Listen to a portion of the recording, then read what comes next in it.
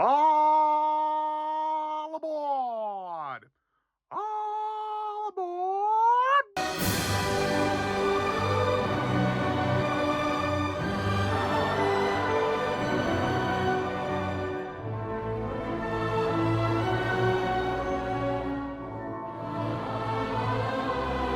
Hello, my fellow YouTubers and subscribers, and welcome to my latest movie review, where I review the Christmas classic, The Polar Express. In honor of its 20th anniversary, the movie was screened at my local cinema, or my nearest cinema. I did review the film a while ago, like 10 years ago, where my review style was a bit crap, so it's just as well that I do a newer review to talk about the film again. So the plot of The Polar Express is as follows. On Christmas Eve, a young boy embarks on a magical adventure to the North Pole on the Polar Express while learning about friendship, bravery, and the spirit of Christmas. The Polar Express, the movie, is directed by Robert Zemeckis, and it stars Tom Hanks as a lot of people. Yeah, Tom Hanks plays about 5 or 6 characters in this film, and you'd be hard-pressed to find out each of them. I think he plays definitely the conductor, Santa Claus, the boy's father, the hobo, and I think he might also do the motion capture for the main boy. So yeah, there's like 5 or 6 characters that he plays here. What do I think of this film? Well, I think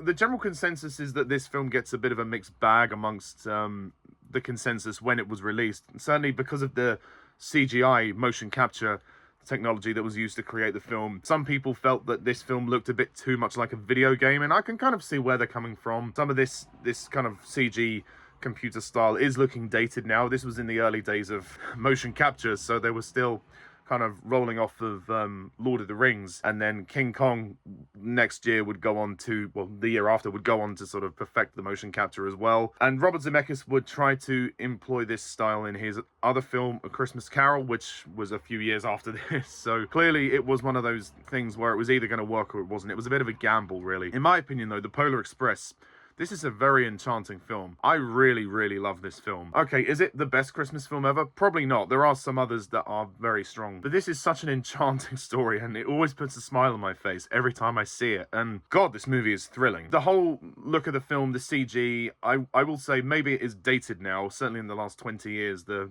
effects do look kind of video game-esque, but I can look past it because I still enjoy the story at face value. And actually, in some ways, making the film this way makes sense, because with some of the things that this train does, I can't imagine any live-action train doing some of the stuff that this does. So in order to create the magic, I guess they felt that maybe this was the best way forward, and I can understand that, so I'm cool with it. Certainly some of the sweeping shots, like the cinematography when the train is on the ice and they're having to frantically escape before the ice cracks, and the camera, you know, the train is sweeping past the camera and the camera's zooming right through into the driver who's pulling the levers. It's really cool. Like, the shots are really, really impressive here. And this movie has tons of thrills and spills. Like, the journey to the North Pole is an amazing journey. It's such a kinetic film. Like, everything, obviously being on a train, that kind of helps. So the action spectacle is fantastic, especially when the boy has to retrieve the ticket and give it to the conductor because the girl lost her ticket and didn't get it punched. And then he loses the ticket, and then there's this whole spiel about that, and he has to climb the train and all of this. And then, as I said, the ice sequence where they're having to narrowly go right and left until they just make it onto the tracks. I mean, God, wow. I mean, your heart sort of skips a beat there. And as well, when the hobo character has the boy on his back and they're sort of skiing down the top of the train up to the tunnel. I mean, it's just awesome to watch. Awesome stuff. The music score for this film is absolutely enchanting. It's so beautiful. There is that one theme that is very repetitive, though. It is played throughout most of this film. The central theme, the da da da da da da da da da. You will hear that about 100 times in this film. So that's the only thing I would say, is that theme is overused a bit. So they could have perhaps used another theme as well to differentiate. But I do love that theme. It is beautiful, but sometimes hearing it for 100 times on end could be a little repetitive. I think the story is a very enchanting story. It's centered around this boy who doesn't really have a name, which I'll get to the lack of names in a moment, but the boy who struggles to believe in Santa. And this whole idea about seeing is believing, or sometimes things that you don't see are the most real. There's this whole kind of commentary on just having faith and believing in something. You don't necessarily have to see it, but then sometimes you do see things. So it's a commentary on the spirit of Christmas, and if you just have some belief, and that will bring more joy to your heart. Because this boy, who we don't know the name of, seems particularly dispassionate about Christmas, and he doesn't seem to know much about it or have any faith in the magic. And I think that's what this movie does, is that he's whisked away onto this kind of magical Narnia-esque journey where he's not sure if the whole thing is real or not, and he's constantly questioning everything around him, and he doesn't believe in ghosts, he doesn't believe in anything. And I love the idea that the ringing bell signifies when he actually believes in Father Christmas. I think that's a beautiful little touch there. And he really does learn some skills on his journey. He learns how to make friends, and he learns how to be brave. I mean, all we know about this boy is that he comes from a family, he has a sister who does believe in Santa, and this boy seems just very dispassionate. I guess he's kind of a loner. I don't really know much else about that, really. And then all the other kids on the train are more excited than he is. This boy is very reluctant to go on the journey because he doesn't know why the hell is he going to the North Pole? What does it all mean? And I love the ending where he encounters Father Christmas. He says to him, "The true spirit of Christmas lies in your heart." And I think that's lovely. This film has such a beating heart, and I think it's really, really powerful. I will say this, the fact that the characters have a lack of names really detaches me from the story. I mean, there's one kid who's called Billy, but the rest of them have no names. We have the boy who wears the blue dressing gown, and then we have the girl who wears the pink nightie. We don't know her name either. They're never given names. It's a bit weird.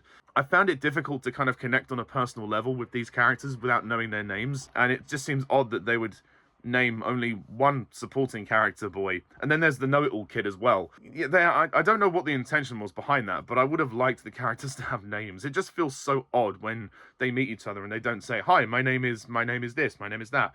It's a bit strange. I think the music is great, as I've said, but there's also a couple of musical numbers. Well, 2 or 3 musical numbers, actually. There's that amazing Hot Chocolate song. I love that song. That's so cool. When the baristas and waiters are coming in and dancing and singing, "Hot, hot, ho, we got it. Hot, hot, hey, we got it." And Tom Hanks is singing the song as well. It's just fantastic, and it's so energetic and so much fun to watch. We also have this very somber song called "When Christmas Comes to Town," where the 3 kids are bonding as friends, and this young boy Billy, who doesn't really know much about Christmas, he said Christmas never works out for him as well. So similarly to the other boy, he doesn't sort of have much of a faith in Christmas ever working out. So the girl is the one who's really sort of leading the group and kind of trying to tell them what it all means. And there's this lovely beat in terms of the story where they all have a ticket which has a word punched into it, which is basically their character's journey, which is fantastic. I won't spoil it if you haven't seen the film, but it's clever. It's done very nicely. I mean, Tom Hanks definitely deserves a mention here for his acting. He plays all the characters he plays do really well. But my favorites are obviously the conductor. He does an amazing job as the conductor. And the hobo character who sits on top of the train and meets the main boy really adds to the whole commentary of the film's message. And I think he's a very outrageously fun character. And obviously he is revealed to be a ghost. And the boy doesn't really believe that at first, here and there. So yeah, thrilling train journeys, good characters, even though there's a lack of names. I feel like the film's dipping point for me is when they get to the North Pole. Not that it's bad, but I just feel some of those scenes aren't as interesting when the 3 kids get lost, make their way back to the main courtyard for Santa's arrival. The workshop for Santa was my least favorite part of the film. It just feels like a bit of an afterthought. The design of it isn't quite as good as I would have liked it to be, and I feel like the elves were a bit strange. Like the way that they did the voices of the elves. Some of them were very high-pitched, others weren't, and it was a bit strange. I thought the elves were kind of rushed. That being said, this is a lovely film. This is such a lovely film. I put it on every Christmas, and I have a great time watching it. It's thrilling, it's heartwarming, it's exciting. Not perfect. You find me a film that is perfect. I think this is generally such a charming, lovely Christmas film, and it never gets old for me.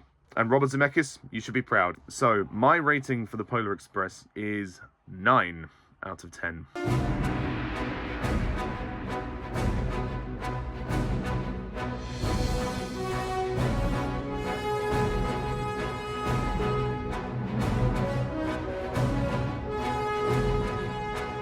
So thank you very much all for watching this review. Please like, comment, and subscribe, and stay tuned for more content in the future. And as always, I'm Pajak's Perspective. See ya.